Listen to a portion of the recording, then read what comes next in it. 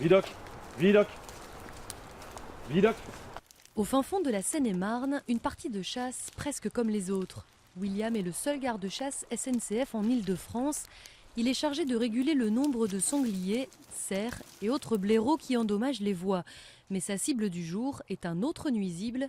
Des centaines de lapins ont élu domicile sous cette voie de TER. Ils minent le dessous des... En fait, le terrier ne s'arrête pas là.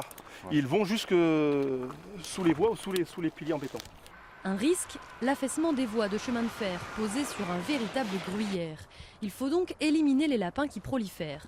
Première étape, Vidoc effraie les animaux qui du coup se terrent. Ensuite, avec une équipe de chasseurs bénévoles, William commence le furetage. Il s'agit en fait de lâcher des furets à l'entrée des terriers. Donc, le furet sert à faire sortir le lapin du terrier.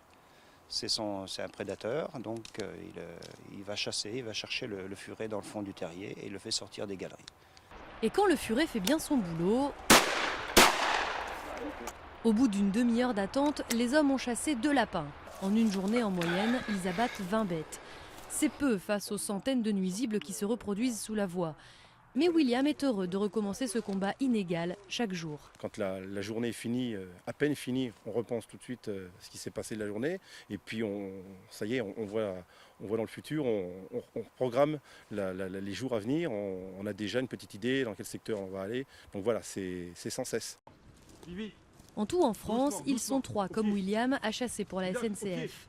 Un travail fastidieux mais indispensable. En 2011, à cause des animaux sauvages, plus de 500 trains ont été retardés en Île-de-France.